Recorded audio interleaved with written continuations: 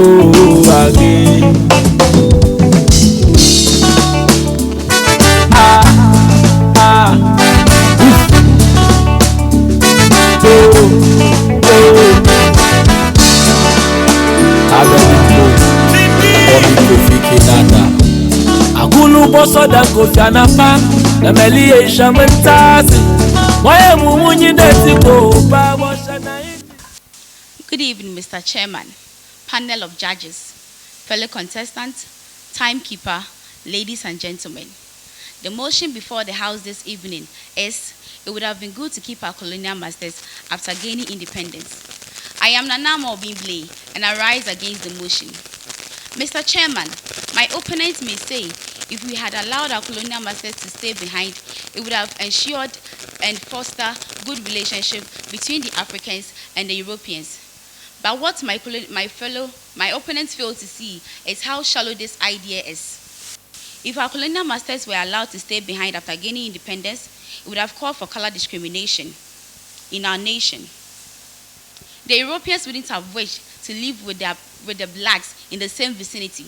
They would have established white communities where no black would be allowed to live there. To start with, Mr. Chairman, our rich African culture could have been completely depleted from our society if our colonial masters were asked to stay behind after gaining independence. Most of us, especially our kids, cannot even speak our local languages, not to talk of even knowing some local foods like ekokoa, sakani abenkwai, any eto. Mr. Chairman, if our colonial masters were asked to stay behind after gaining independence, there would have been interference in our political system. White collaborators would have always been supported and sponsored by Europeans who would have used that as a privilege to push their agenda through, like social amenities, education, and white enterprises. Mr. Chairman, finally, if our European masters were allowed to stay behind after we gaining independence from them, there would have been domination of the Africans by the white minority. The Africans would say, this is our land, and so we need to be considered first in terms of any opportunities. The Europeans would say, we feel and are special, superior to the blacks, so we need to be considered first. This would have called for total unrest in our nation, and we wouldn't have enjoyed the peace we are having now as a country. Mr. Chairman, with the above well-stated and explained points, I strongly oppose that our colonial masters should have stayed behind after we gaining independence. Thank you. You're welcome, Ms. Ada. Over to you, Mr. Jumeki.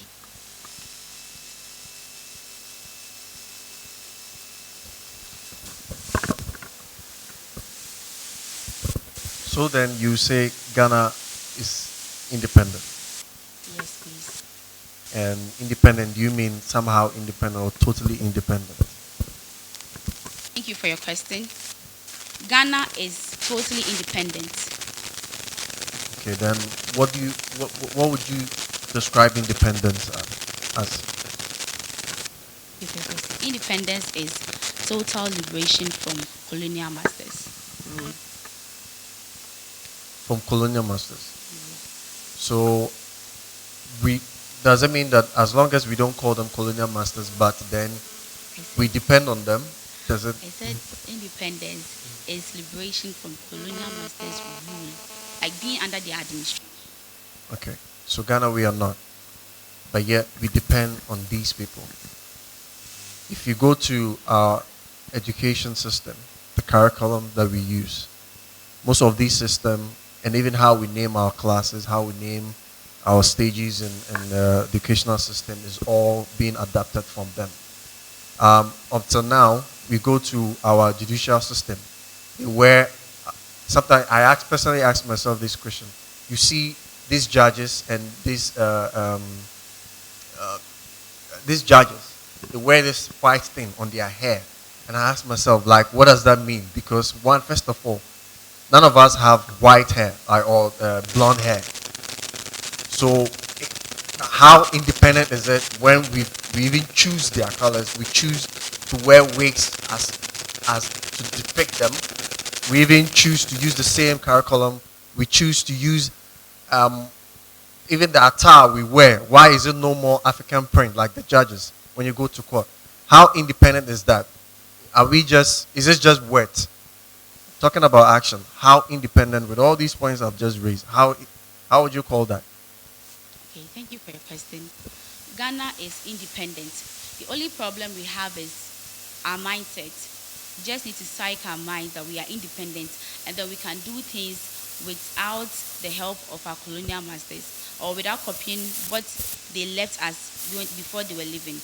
We can start afresh our lives and psych our minds that we can do it and then can be called among the developed countries in the world. Before the colonial masters, we had our own governance system, monarchy, where we had kingdoms, we have kings, and all these practices. They left with something different. I'm not saying bad, but something different. How would you say that is working for us? They came, okay, they gave us this system this governance system, but when they went back, they never let go what they had. They are still practicing it. When I'm talking about British, they are still practicing it. We still have the Queen, and we have the Prime Minister. By the end of the day, the Queen is even much more powerful than the Prime Minister.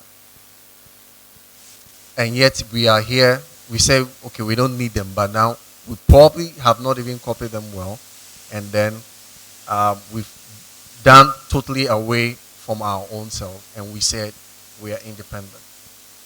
Is it not a mockery? Okay, thank you for your question. What we need to do as Ghanaians is to abolish what we've been washed with. We go back and pick our local ways and African style of doing things so that when they see us, they can know that, okay, we came to brainwash them that this thing is not good, their way of living or their style of living is not good. And then we taught them what our own was and felt it was good. But right now, they've come to understand who they are. They found out who they really are and know what they are about. And then we started being the real them. Maybe until that is done, we are not independent. I mean, Yeah. practically. Not talking Practically, book. Practically, until what you said is done, we are not independent.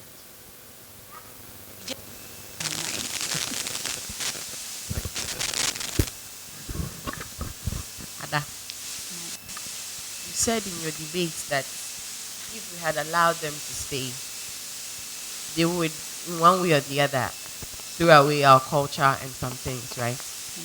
Okay. Let's look at South Africa. They kept their people and still their culture, way of dressing, food is still in place. How about that? What's the difference with us? the difference with us is, thank you for your question. The difference is we are all Africans, but we've been demarcated into regions. So we are the western parts of Africa, they are the southern parts of Africa. So their way of life is different from us, even though we all lack. What has the way of life got to do with this one? How does it influence? Don't you think it is our lifestyle? Don't you think it's our mindset? South Africans are also Africans. Ghana, we are also Africans. So, if keeping these two people, one party can make a positive impact out of it, and another party can find it too troublesome, what's the catch here? Okay. The catch here is that the South Africans did not allow the whites to influence them completely as they did to us when they came to Africa. We've neglected our culture and then we practice it all these years, over the years. So we find it hard going back to our culture and we become strangers in our own land. So do you believe it's mindset? It's our mind? Do you believe that? No. You still don't believe it's our mind? Wait. You just said we find it hard to keep our culture, but we are picking the culture from the whites. Is it not mindset? What is taking place here? Then what are we using now? If not mindset, what is working now? We need to act out. We keep saying we are independent, but then we need to really show it to the world that yes, we are independent. Once we use our mind, so is it not mindset here? Okay.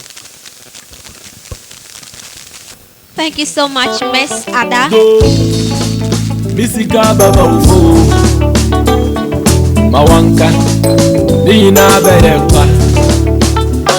Udo, Bede Makoma Baka again. We'll then call upon her. Come and give us the